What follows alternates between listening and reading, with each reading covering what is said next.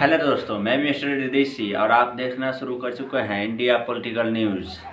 आज हम ऐसे मुद्दे पे बात करेंगे तबलीगी जमात और गोदी मीडिया और देश का मौजूदा महंगाई, पेट्रोल डीजल और अन्य खाने की सामग्री पर जिस तरह से कीमतें बढ़ती जा रही है, इस पर क्या सरकार की नज़र है या सरकार को कोई लेना देना नहीं है। तो चलिए स्टार्ट करते हैं।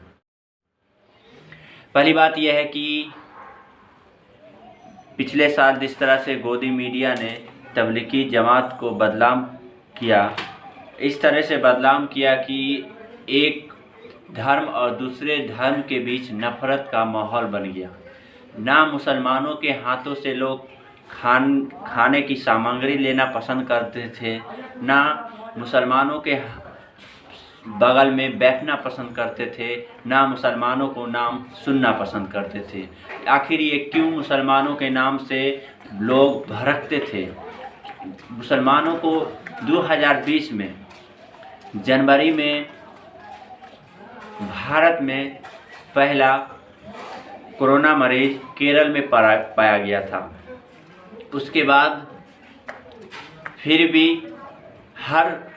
अनेक देशों में कोरोना वायरस फैलता जा रहा था, लेकिन वहीं हमारे भारत में नरेंद्र मोदी की सरकार अपनी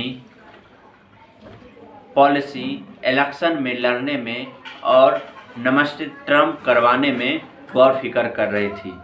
जहां लोग अन्य देशों ने कोरोना से लड़ने की तैयारी शुरू कर दी थी, वहीं नरेंद्र मोदी ने नमस्ते ट्रम्प और ना जाने किन किन सभाओं को लेकर गौर फिक्र कर रहे थे।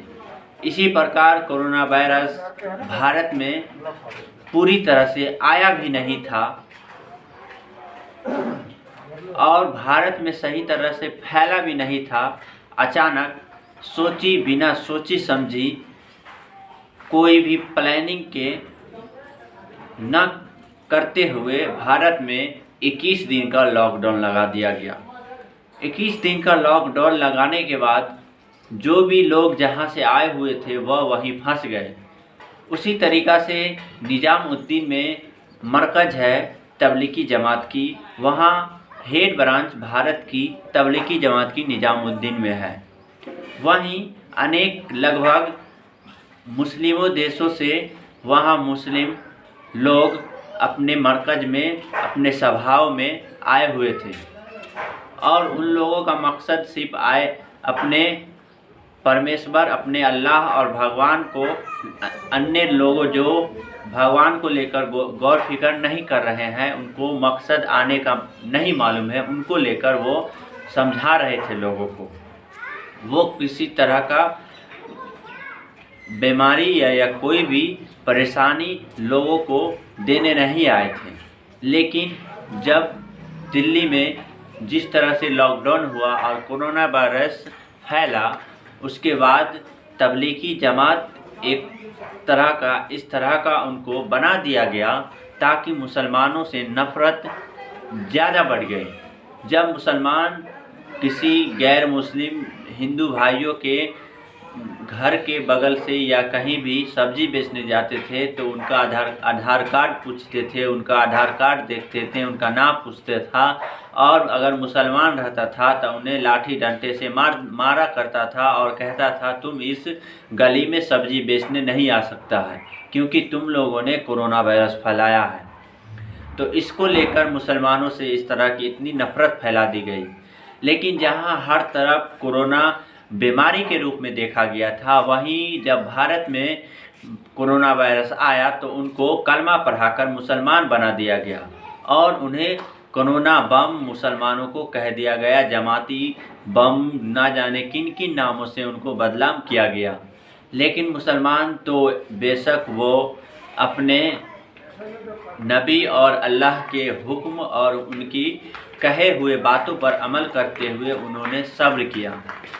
सब्र इसलिए किया कि हमने कोई चीज़ किया भी नहीं, लेकिन फिर हम पे इल्ज़ाम लगाया जा रहा है। तो मुसलमानों ने सब्र किया और वो सब्र का असर धीरे धीरे Maharashtra high court, Delhi high court, UP high court, Chennai high court, जितनी भी राज्यों के हाई कोर्ट हैं, उन्होंने सरकारों को फटकार लगाई और तबलीगी जमात को बाइज्जत बरी कर उनको रिहा किया गया और जो भी विदेशों से आए हुए थे उनको अपने देश में भेज दिया गया।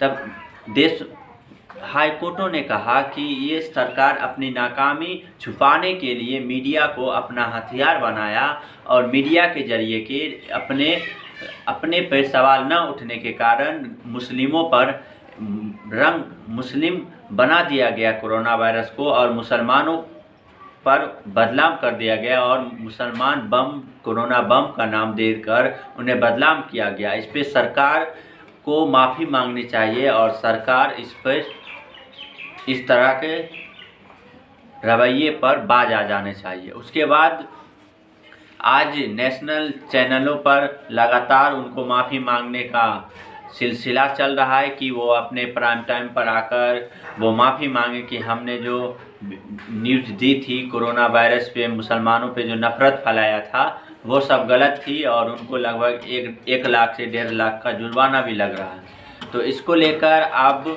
मुसलमानों को बाइज्जत बरी किया गया और उनको अपने अपने देशों में भेज दिया गया है। और कोरोना वायरस बेशक यह एक बीमारी है, ना कि कोई जातीय धर्म को लेकर या कोई फैलाया है। ये तो आपदा या फिर प्राकृतिक आपदा कह जाए या फिर चीन से निकला हुआ या एक बीमारी है।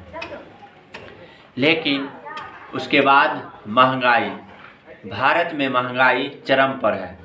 पेट्रोल शतक के पार, विराट कोहली की शतक फूट चुकी है पेट्रोल और डीजल की, और रोहित शर्मा की दोहरा शतक सरसों तेल पे लग चुकी है।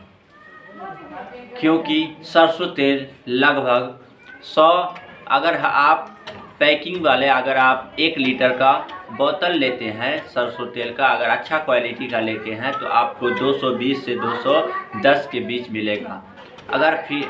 फिर अगर आप पेट्रोल लेते हैं तो 110 से 102 तक पेट्रोल डीजल पार हो चुका है। तो इसको लेकर आखिर सरकार क्यों नहीं जीएसटी के अंदर ये ला रही है पेट्रोल को। जिस तरह से हर चीज़ को जीएसटी के अंदर ला दी गई है, उस तरह से अगर पेट्रोल और डीजल को जीएसटी के अंदर लाया जाएगा तो पेट्रोल का कीमत लगभग 60 से 70 रुपया हो सकता है। तो सरकार अपनी पॉकेट गरमाने और अपनी खजाना बढ़ाने के लिए वो जनता को चूस रही है। वैसे भी जनता तो परेशान ही है, ना कहीं भी नौकरियां हैं, ना काज सही से चल रहा है। लेकिन किसी तरीक़ा से जनता अपनी ज़रूरत पूरा कर रहे हैं कर्ज से।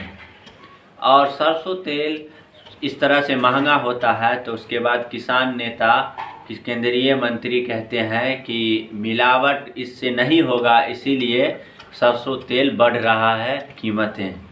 तो इसको लेकर, इस तरह के बातों के लेकर आप क्या सोचते हैं, आप लोग ज़रूर कमेंट बॉक्स में बताएं और वीडियो से ज़्यादा शेयर करें।